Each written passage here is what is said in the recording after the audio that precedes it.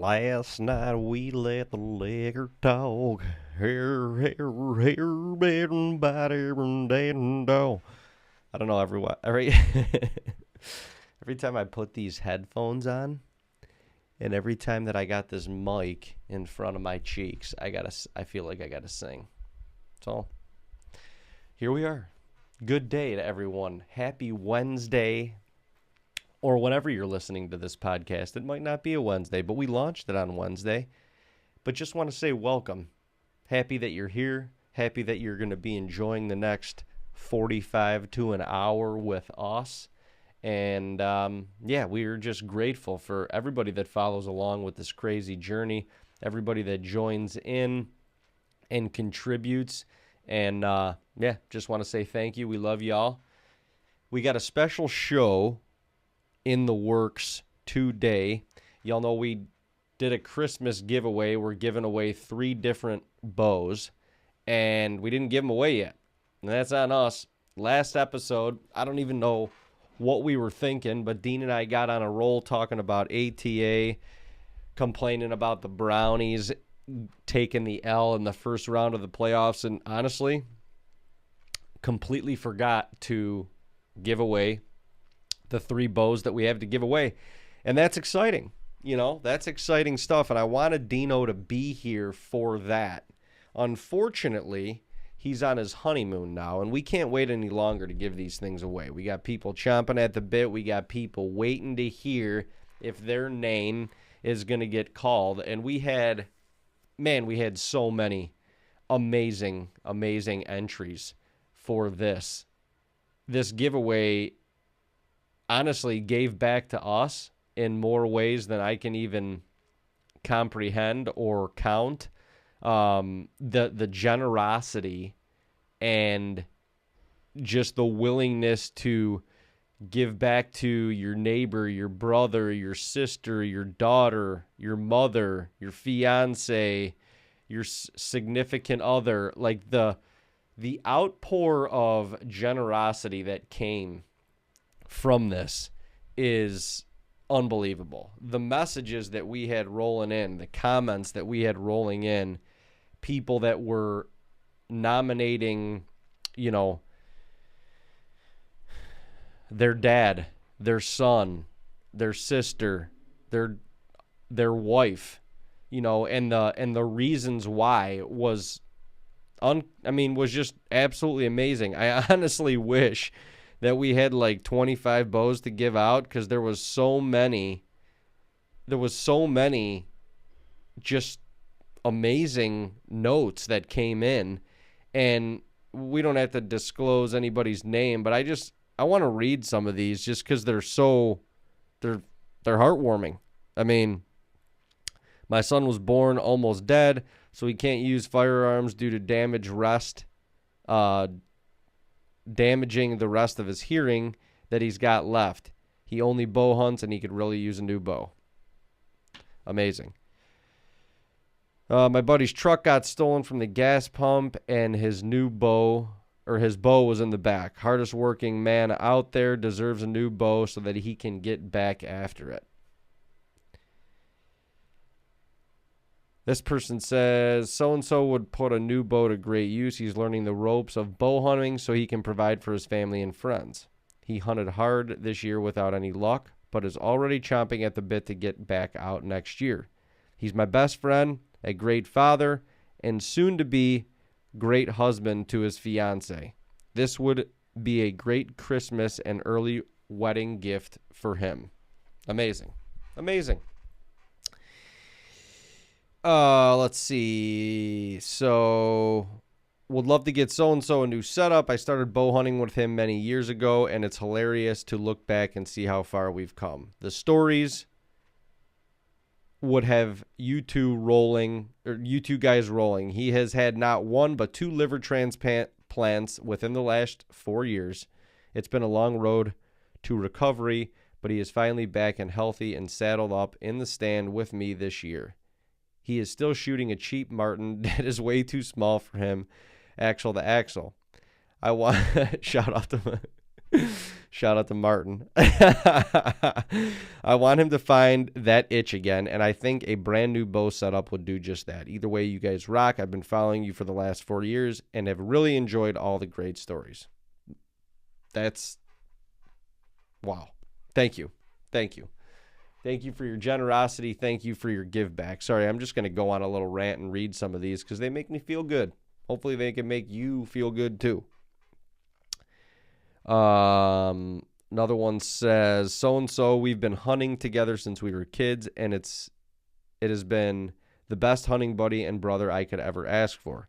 If I ever have to work late or something, he's always out scouting or putting stands up to help me in every way possible, and now it's time to get his son into this tradition. Okay. So-and-so could use a new bow, just started hunting with me, and is an excellent shot. She loves hunting just as much as I do. It's awesome to share the experience with her. Man, isn't that the truth? It's awesome to share these experiences. I mean, that's one of the reasons that we're here today. Like, that's one of the reasons that Tag and Brag is even existing, because we get to share these experiences.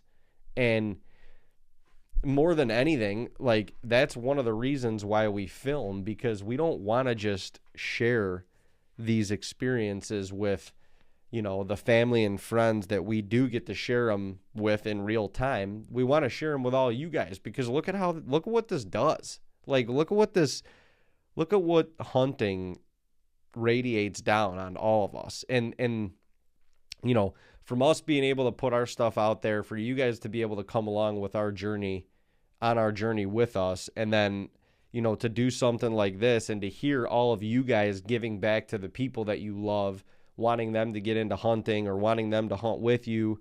It's just unbelievable. Another one, I nominate my fiance. He is such a hardworking man and a great father. We are a family of 5, and he is the only one working and supporting our family. His passion is hunting, and he absolutely loves and enjoys it so much.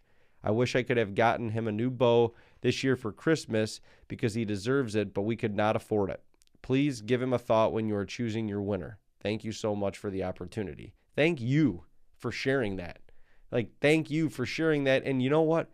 God bless you for supporting what your husband loves to do. God bless you for recognizing that this is something that he's passionate about. He supports the whole family. And whether he supported the whole family or not, quite honestly, like, the support from you for what he's passionate about probably means the world to him. So, and I'm sure it's reciprocated, but that's a very heartwarming one as well. All right, another one, such and such. This man has worked so hard for his family this year, and as we have fallen on hard times, his dedication to making sure we have what we need is immeasurable.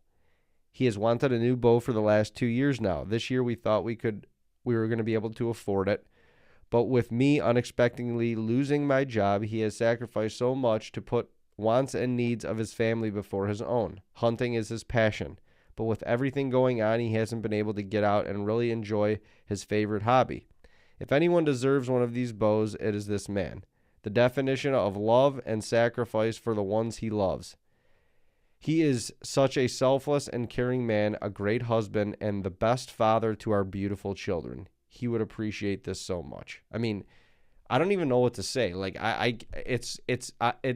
this is now getting hard to just give these bows away to 3 different people, because it's like everybody that writes to us deserves this. Like, and especially some of these longer comments and longer messages that really go into like deep description on,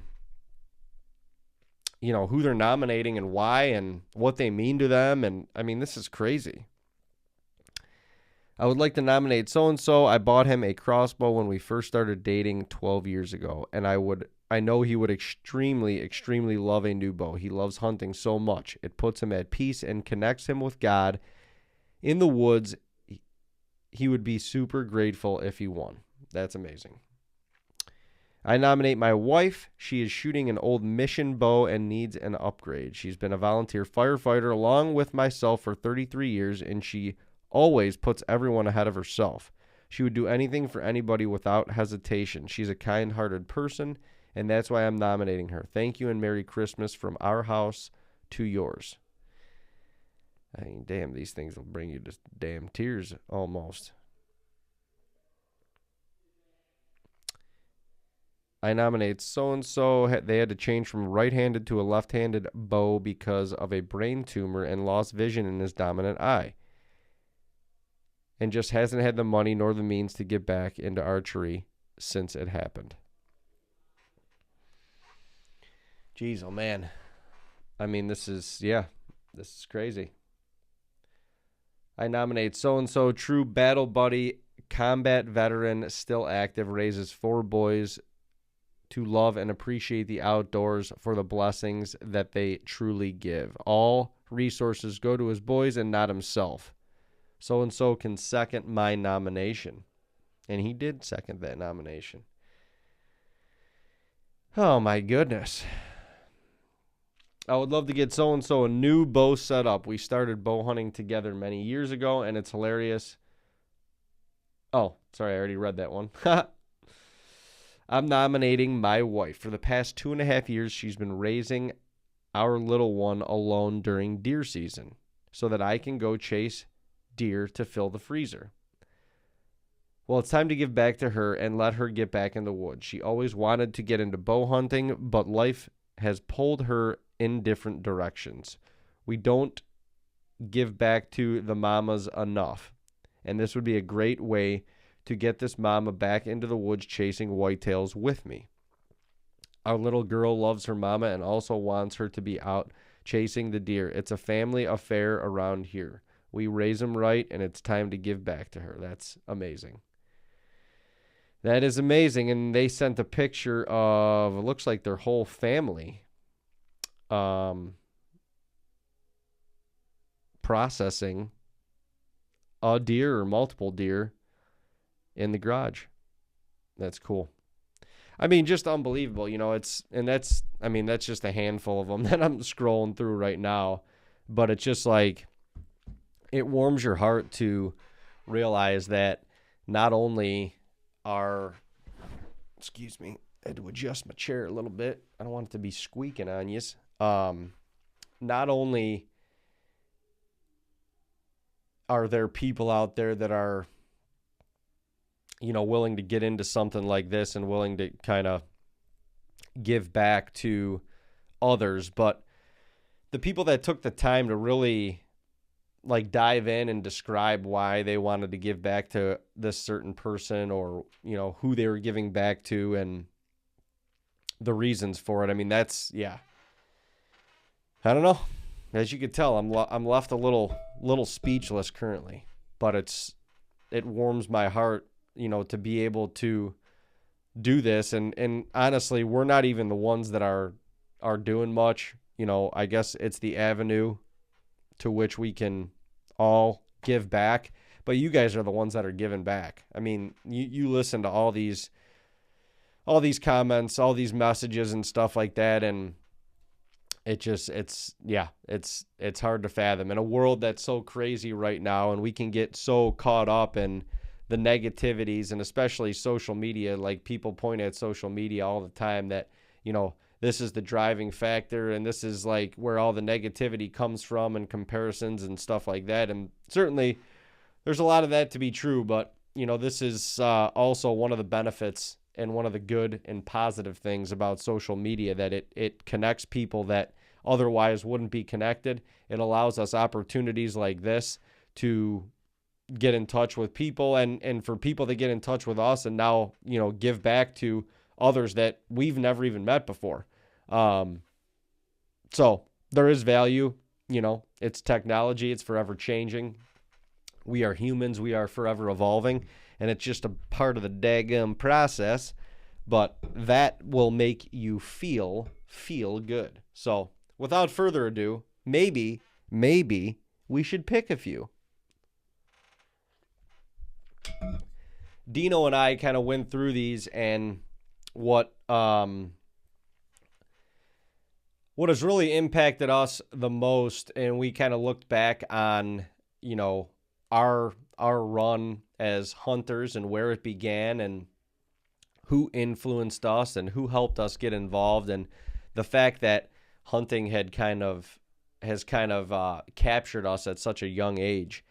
And we took that into a lot of consideration. There are some youth on here that were nominated that I think it's very important to get bows in their hands and get them started early and get them into shooting and teach them the ropes and all that stuff. And so a couple of our nominations kind of go along those lines.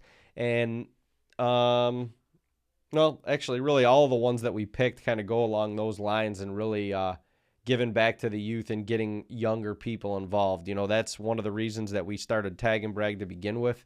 We wanted to enhance the sport. We wanted to, bring the joy that we get from it, and we wanted to bring that to other people in hopes to inspire maybe one or two other people to try it out. Or if nothing else, whatever it is, if they see one of our videos and they just kind of resonate with the energy that we have and with the authenticity that we go about our business with, maybe that inspires them to do something that they love to do. Maybe it's not just hunting related. Maybe they like baking. Maybe they're a nurse. Maybe they're a firefighter or a ball player. I don't know. It doesn't matter, but to go all in on what you love to do, to realize that there's other people that love to do the same thing. And if you love to do it, they love to do it. And maybe you can inspire them in some way, shape, or form. So to give back to the youth, it means a lot to us. So without further ado, 1 second, please. Drum roll.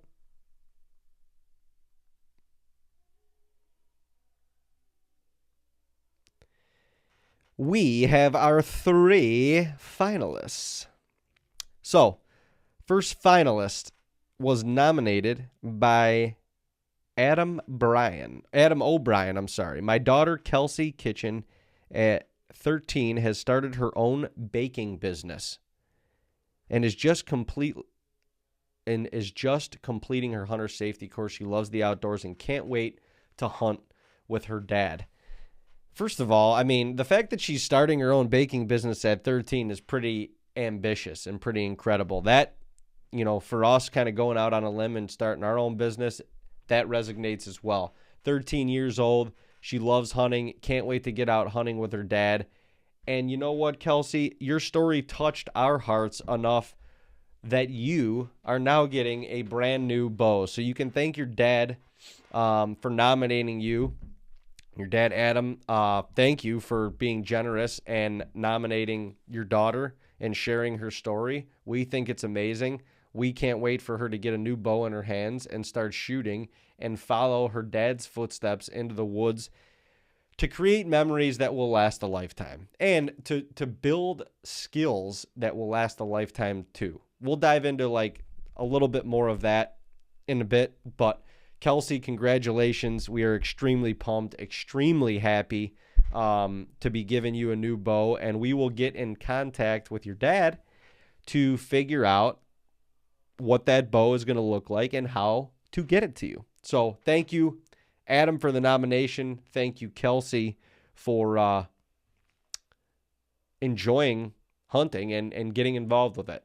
And your ambition is pretty strong at 13, it certainly seems like. So hopefully you can inspire a couple other people and maybe some of your friends to jump on the train and get involved with the bow hunting game as well. All right. Our second nomination is from Sean Kane. He would like to nominate his 11-year-old daughter. Her name's Madison. His 11-year-old daughter, Madison, she has a very beginner bow that is just at the 25-pound max. She will be getting her hunter safety course done soon. She already has a New York lifetime license. Being a cancer survivor and now a disabled myself, The way prices for new bows and everything are now, this would be a blessing. What a beautiful gesture you are capable of helping 3 folks with. Merry Christmas and God bless. David, Dino, Pops, Uncle Jay, and family, from my family to yours. Beautiful message. And Sean, congratulations. We appreciate you following along. We appreciate you nominating your daughter, 11 years old. She already has her lifetime hunting license. I don't even know if she's old enough to hunt yet in New York. Maybe as a resident you are. But in another year or two, she'll be legal to hunt with her bow. She's getting a brand new bow. And Sean, we will be in touch with you to get her set up with her brand new bow. That's awesome. 2 young females getting into the sport. Their dads are at the forefront of that, which, we have our dad to thank for getting us into the sport at a very young age. Once again, this logo on my chest right here, the TAGNBRAG logo, that's the reason. That's the reason. Our dad getting us into this sport, and and Uncle Jay and everybody that helped morph us into little hunting hellions, that is the reason. And for that, we are forever grateful. These 2 young ladies seem to be on a similar path, and we want to kick that path off with handing them 2 brand new bows. We are so freaking excited to get these bows in your hands. And honestly, hopefully, Adam and Sean, you guys can keep up with us. And as you guys are bringing them out into the woods, and as you guys are teaching them the ropes, and as they get an opportunity at their first animal, we really hope that you share them back with us, because this is just the tip of the iceberg for you young ladies. It's just getting started. You're about to be on a journey that who knows where it will take you, but I promise it will bring you great value. It will bring you great pride. It will bring you, motivation, inspiration, confidence, and we are so happy and we are so grateful to be able to be a small contributor to that, and can't wait for y'all to get going in this sport of hunting. Thank you, Sean, once again for nominating your daughter. That is absolutely amazing. Let's give a little round of applause. All right, one more. We've got one more giveaway.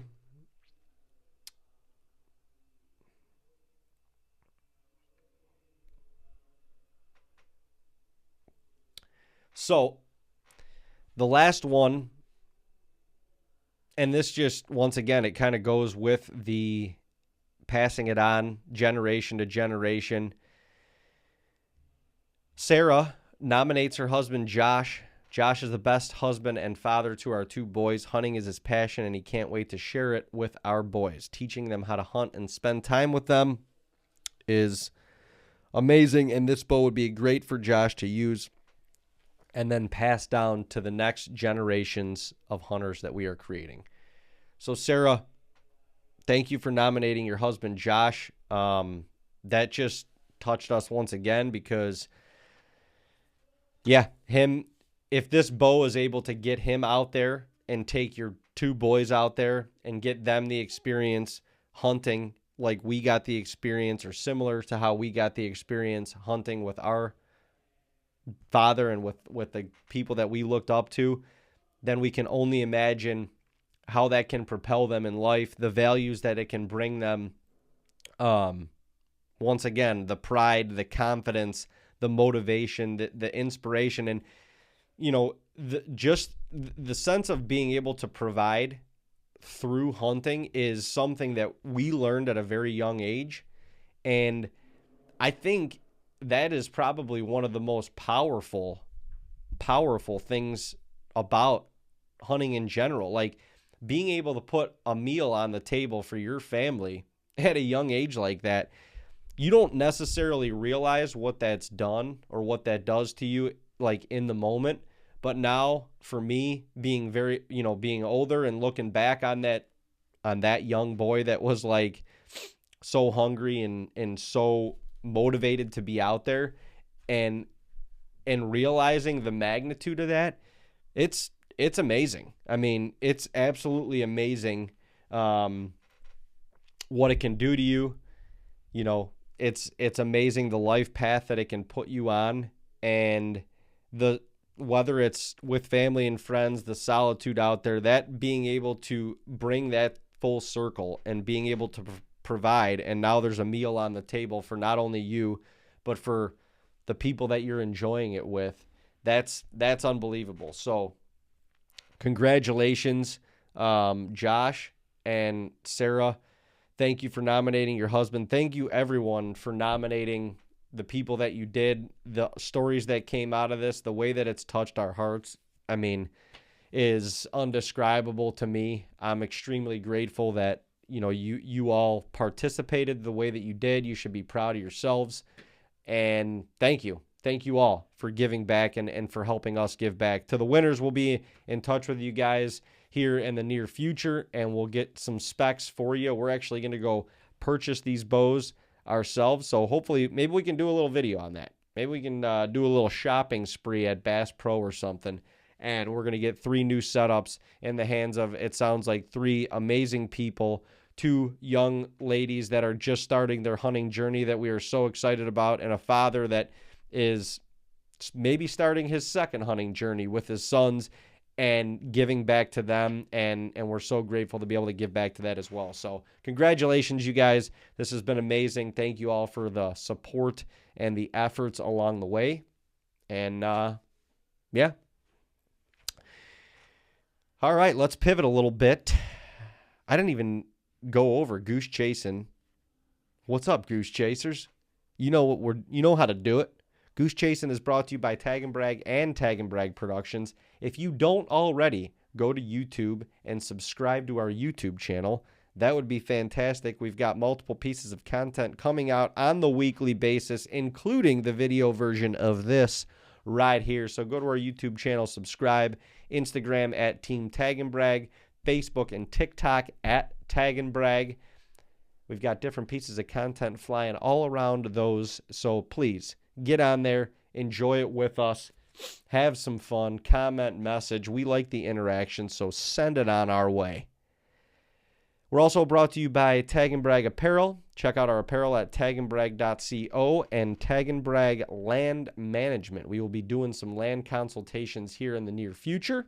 So if you or anyone you know is looking to better their land management and better their deer hunting, hit us up, tagnbrag.co, and let's build a land management plan together.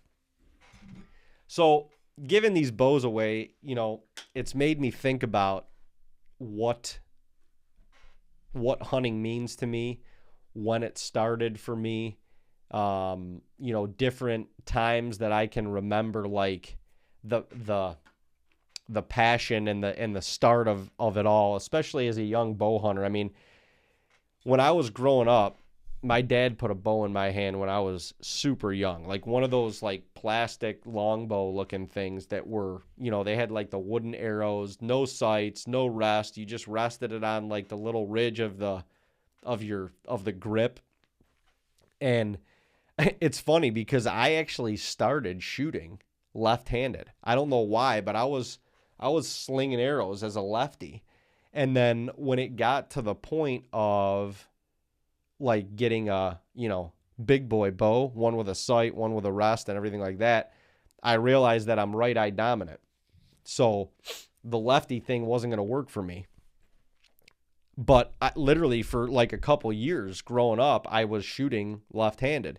So that was a little bit of an adjustment. And I remember literally the bow, the first like big boy bow that I got, it was a Browning. I can't remember the model of it, but it had like this big, like kind of round, bulky handle, and it almost looked like it was like blotchy, like spray painted, but it was a Browning bow. It was a compound, and it was like a little version of what my dad had. So naturally, when I got that for the first time, and I got these little skinny aluminum arrows, they were cut to like, I don't know, like 16 inches long or something. They were so short.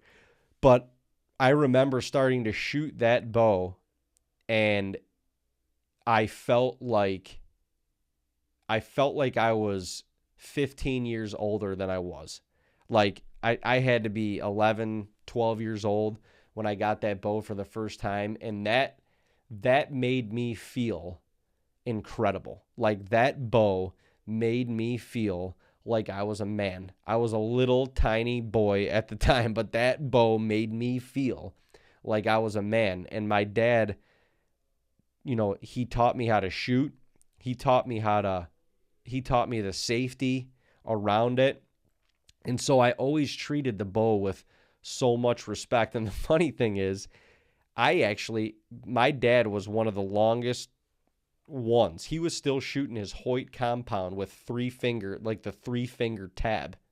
And he shot that thing with 3 fingers for a long, long time. And I remember Dean and Uncle Jay went to a release. Obviously, why wouldn't you? Everybody else was doing it. But they went to a release, and my dad and I were still shooting the 3 fingers. Like I was gonna shoot the 3-finger tabs as long as he did. And at that point, we weren't going to a release. Why would we do that? And that's easy, and that whatever. Well, started shooting that thing with 3 fingers. You can imagine. I mean, like, who in their right mind would even go out and try and even pull a bow back with their fingers right now? A compound, you wouldn't do it. That's literally how we were shooting back in the day. When I started, I was shooting 3-finger tab on this little Browning, and it was so, like, I'm my own worst critic. So for me, and I'm a perfectionist, and so, like, for me, I would get so frustrated because, like, if I wasn't consistent at all, or if I was tossing arrows, whatever, if I wasn't hitting exactly where I wanted to, I'd get frustrated. It was extremely frustrating to me. So I finally got old enough to hunt, especially up in New York. At this point, I had a release, and I started to use and learn the release, and that was definitely made things a little bit easier from a consistency standpoint. I mean, it's very difficult to be consistent with archery equipment to begin with, let alone when you're shooting a 3-finger tab and trying to, like, release the arrow release the string of all 3 fingers at literally the same time. It was crazy. But some of my earliest memories slinging arrows, I mean, I missed so much prior to actually being successful with my bow. And the other thing was, before I could even legally hunt, and before Dean could even legally hunt, my dad and Uncle Jay were taking us out there religiously. Like, we were going out with them every weekend. And I think, so we got to see arrows flying. We got to see misses. We got to see, marginal hits. We got to see deer get smoked and go down in 80 yards. We got to experience that portion of it before the weapon was actually put in our hand. And I honestly think that was very valuable to us. I think it got us that experience. And I think, like, there's a lot of, now kids are young or whatever. Maybe we just throw them into the mix and expect them to take an animal's life without, like, having the experience of being with somebody that does that, first and foremost. So I think that kind of, like, eased us. It didn't really ease us into it, but it was kind of like that buffer to where when we did get the bow or the gun in our hand, we were ready for that moment. We were from a mental standpoint, we were ready for that because we had experienced it before. So I remember the first arrow that I ever slung at a deer. My dad and I were sitting in what we call the lower orchard up at camp, and it's this old apple orchard, all low-hanging trees, real thick. So any tree stand that we had in the lower orchard was always, 8 feet off the ground, maybe 10.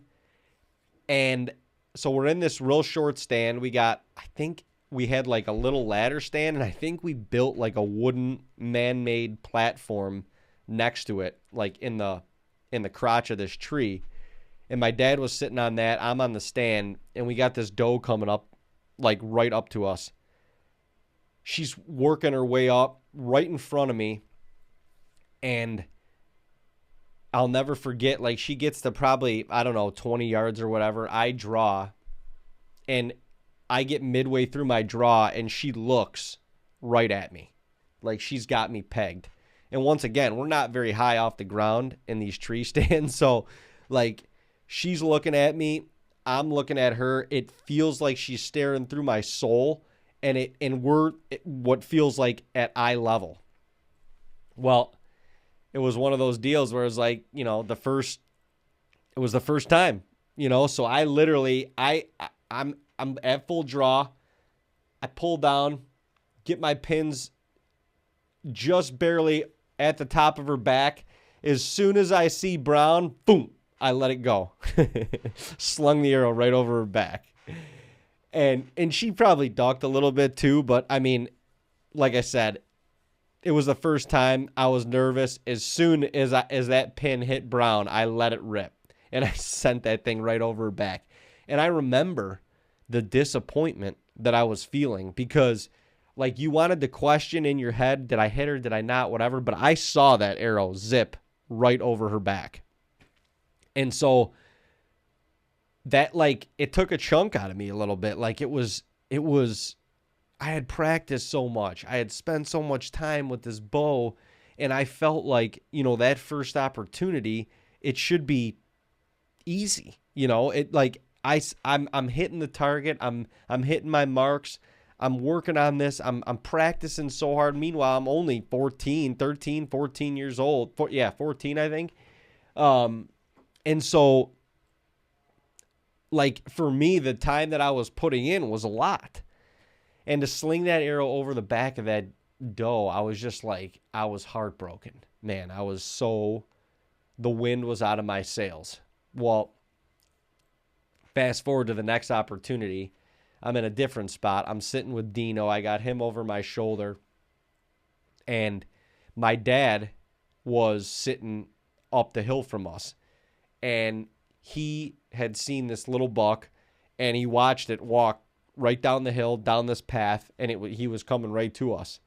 Well, Dean and I probably saw him 40, 50 yards away, and he's just kind of meandering down through, and it's perfect. We got this pine tree on our left side, and he's going to come down the path and basically walk like right under the pine tree, and then he's going to be at point blank range right next to the tree. Well, he gets under the pine tree, and he just starts peeking out, and I draw my bow, and I was so excited. Like, I don't know if I drew it a little fast or what, but when I drew it, mind you, different equipment back then. I had this little, like, wire rest, and when I drew, I got halfway back, and my arrow fell off the rest and, like, hit my left arm. And as soon as it did that, the buck, literally at point blank range, like 8 yards below us, swings his head up and looks right at me. And so now I'm sitting there at full draw, and my arrow is resting on my left arm, not even close to the rest. And I'm like trying to like move my elbow and shift it and flick it back up there. And this stupid little young buck gave it about 30 seconds. He blew, turned around, and he friggin' bolted right back up towards my dad. And once again, like, just the heartbreak, man. I mean, you want to talk about, like, I'm a perfectionist. And this was a slight problem when I was younger, probably a perfectionist to a fault. But I held myself at a very high standard at a young age. Still do, but I have a little bit more grace with myself now. But I was just so depleted. Like, I didn't even get the arrow off. The deer was right below me. He was right there.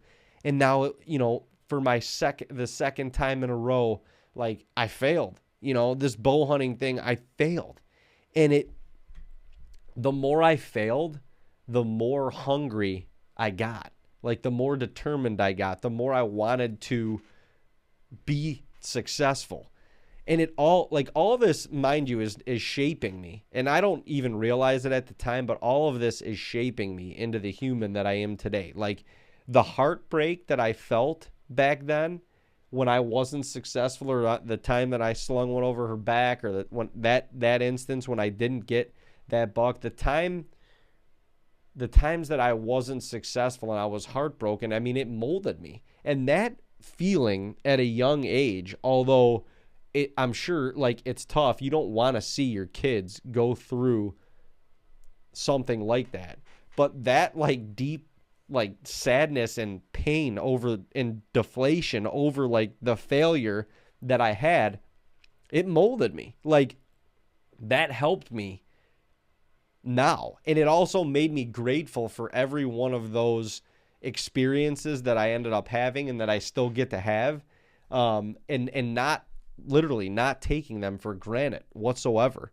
So I had a couple more botched opportunities, and then I think it was like a year later that I'm sitting in a spot. Once again, Dino's sitting with me. He's not old enough to bow hunt yet, so he's just sitting with me in a little hang-on stand next to the tree stand that I was in, and we're sitting there middle of the afternoon, and this little sixer is coming right at us down this logging road, and once again, he's going to fall right into our lap.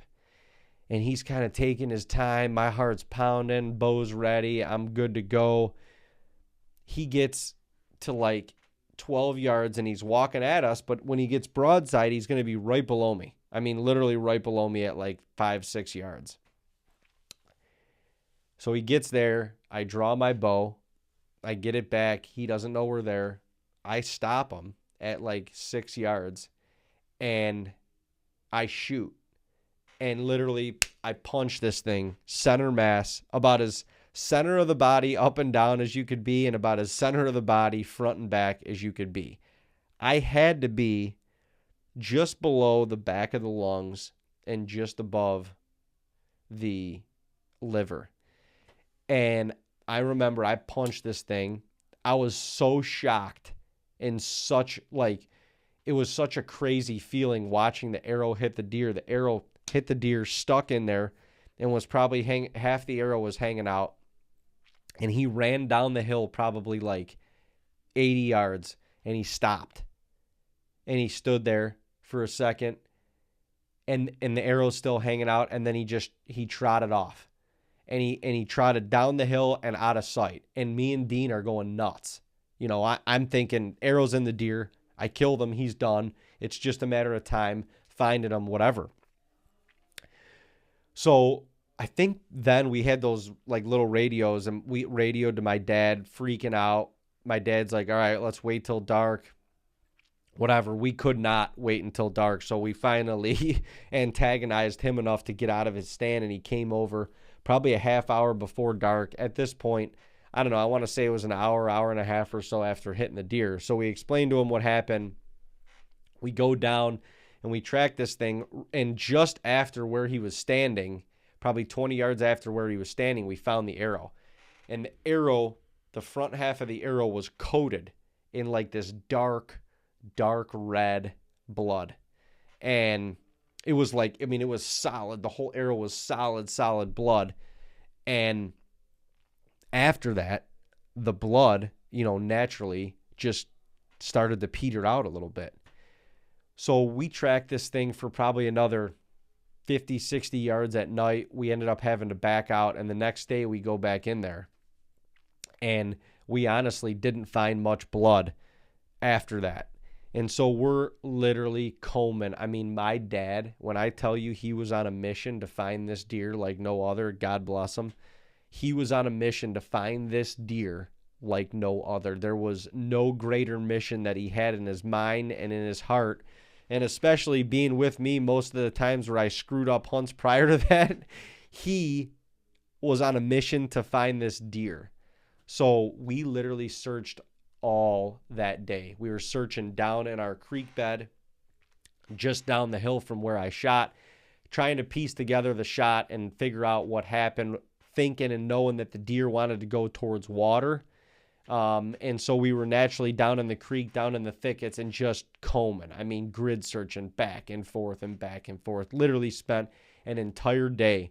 Me, Dean, my dad, we had a family friend up there helping us, could not find this deer. And I remember going to school that next week just absolutely deflated, absolutely heartbroken. Like, how does this happen? I finally get my bow back. I finally get a shot on a deer. I finally connect with a deer, and now we can't find him. Like, what in the hell? You know, I'm deflated. I'm heartbroken all week.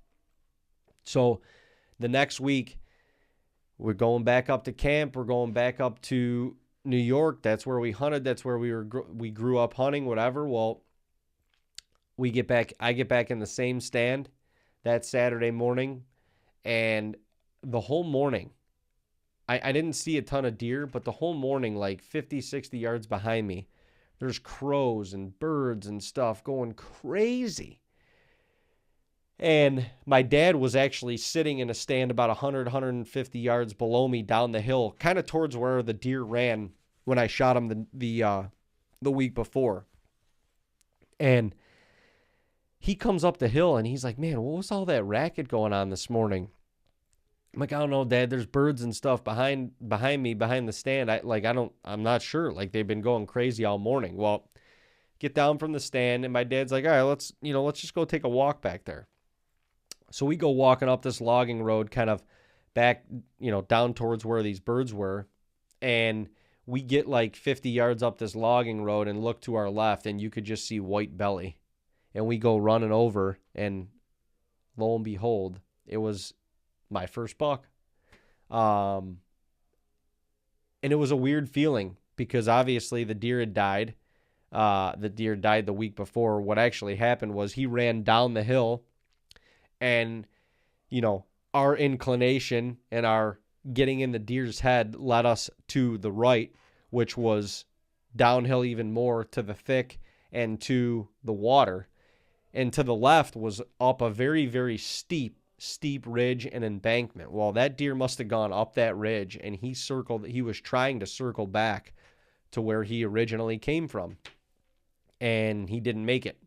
And we never walked back up that way and back up towards the stand. And the whole next day, we didn't even hunt because we were searching in the bottom in the creek and stuff for the deer all day.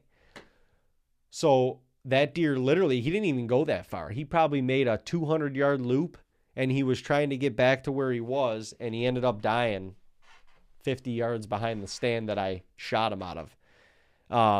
And like I said, it was a weird feeling. There was a little bit of a relief and of like a success, but also I didn't get to bring the deer home. I didn't get to put that meat on the table, so it wasn't all there. Like, we ended up cutting his rack off and whatever. We did everything legally that we needed to do, or to communicate with the game warden and make sure that we could take his rack, whatever. Obviously, the meat was not salvageable at all. But that was just, it was kind of a crazy feeling. But I literally can see that whole hunt happening. I can feel the draw. I can see the arrow hitting him. I remember him stopping, 60, 70 yards down the hill from us and kind of looking around like, what just happened? And I can literally vividly see him stopping, looking around, and the arrow sticking out of him. Like, just, it's crazy how those memories just are ingrained into your mind. But then the next year, I got another opportunity. I was hunting by myself right at the edge of this field edge. My dad actually had shot a buck earlier that morning, and he was all fired up, and he was going to track his deer. I was going to go help him, and he said, no, just stay in the stand and, hunt it out. So about a half hour later, all of a sudden, this 5-point comes right down the trail. I mean, he comes, reads the script, and he gets to like 15 yards. I'm already drawn. I stop him. I shoot. I watch that arrow disappear behind his shoulder. He wheels around and runs right back where he came from. And for whatever reason, in that moment, I felt it. Like, I felt like that was it. Like, I got him, you know. I watched that arrow hit its mark.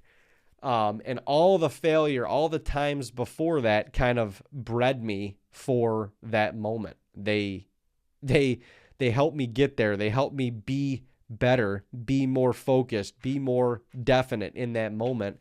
And so, my dad got done tracking his deer. He came down after he heard that I shot mine.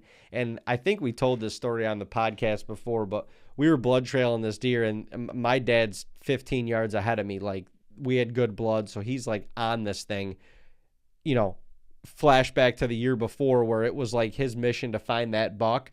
Once again, you can imagine after not finding that one and finding him a week later, it was like overdrive mission to find this deer. Well, he ran ahead of me and he found the deer and he starts hooting and hollering. I remember him come running back and he grabbed me, picked me up, literally squeezed me so hard I felt like my eyeballs were going to pop out of my head. And it was a pretty euphoric moment for me. Those pictures that I have, the moments that we have going back to the cottage and, you know, reminiscing and celebrating that harvest with a couple of my uncles and the other people that were up there hunting with us. That sense of pride and providing for the family, the accomplishment that it was rolling through me was a high that didn't leave my body for weeks. It literally didn't leave my body for weeks. And I'll never forget that moment. I'll never forget how vividly that like literally stays in my brain. And now it's 20 plus years later, and I can still go back in the memory bank and literally play that over as if it's on video in my mind, seeing everything that happened, feeling everything that happened, you know, in the moment. And man, what a feeling. And what a privilege to have that opportunity as a young 14-year-old boy. Like, what a privilege to be able to do something and accomplish something of that magnitude at such a young age, and not even really knowing the magnitude at which I, you know, just had accomplished. But like, I don't know, man. That's so incredible. Like, I think about how hard bow hunting is now, and the people that get into it, and you know, we obviously have different standards and different goals now, but sometimes how hard we make it on ourselves. And to think like that 14-year-old boy that got it done and just, you know, got it done and used all of the failures and all of the practice and all of the heartbreak from previous opportunities and previous instances and put it into that moment. And when it was meant to be, it was, and there was nothing better. It couldn't have happened any more perfect for me. So I'm so grateful for that opportunity. I'm so grateful for being a bow hunter, and to tie it all back into this bow hunting giveaway, I'm so grateful that there's going to be a couple young hunters that are getting in the game and that get to start that journey, because man, that journey has shaped me. It's made me the human that I am today. It's changed my life, and I'm so grateful for that all. So I guess with that, we'll kind of wrap it up. I appreciate each and every one of you guys. Thank you guys for tuning in each week to Goose Chasing. It means so much to us. As I said before, to subscribe to our YouTube channel, go check us out on Instagram, Facebook, TikTok. And thank you everyone who participated in this giveaway. It's been amazing to us. It's meant so much to us. And we're grateful to be on this journey. We're grateful that you all follow along with us. And hope you all have a fantastic week. Make something of it. Maybe shoot your bow a little bit, even though it's after the season. And I don't know. Just be kind. Be kind. Smile at somebody. You never know how you can impact their day. But until next Wednesday, we thank you all. And we will see y'all right back here on the next episode of Goose Chasing. Peace.